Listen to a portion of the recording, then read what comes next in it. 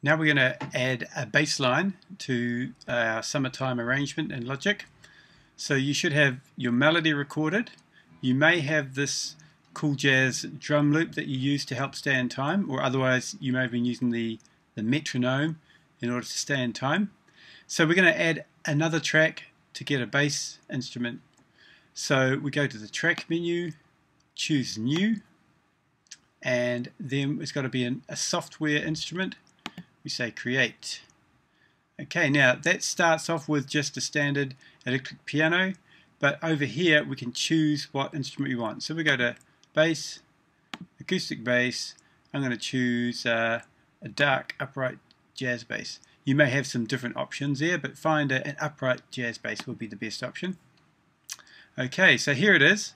And you need to make sure that the track that you're going to record onto is the one that's highlighted. You can see how if I move around like this, then different tracks will end up with the red recording button. So make sure that the track you're going to record is highlighted and there are no other buttons with the red record button highlighted. Okay, so we're here at the beginning. We're going to hear a count-in from Logic and actually 2 bars of the drum set because the bass line starts at bar 3 of this arrangement. So first of all, we'll check the sound. There we go, and I'll hit record, and we're going to record this bass line.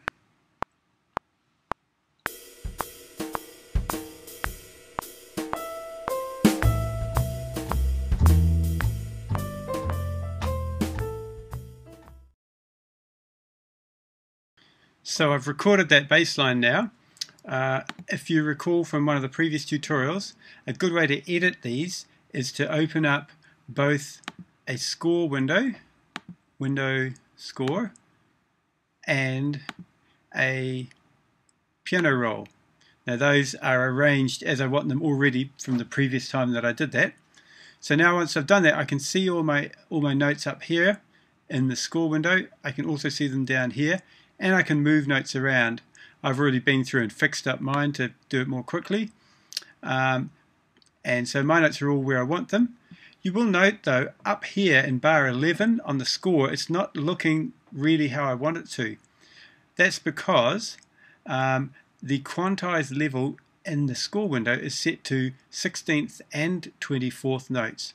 So if we change that to 8th note, it will line that up to the nearest position, and that's looking right.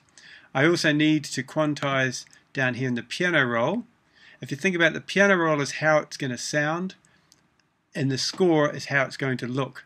So I'm going to go down there, Command A to select all, and then I'm going to choose an 8th note swing feel. Now most of these notes are actually on the beat, so they will just go to the nearest one, but there are a couple of quaver notes here, and they will sound best with that 8th note feel. Okay, so I fixed up those. There was one other thing I noticed though after I did my recording. That was that a couple of my notes were a bit quiet. You listen to these 2 bars here.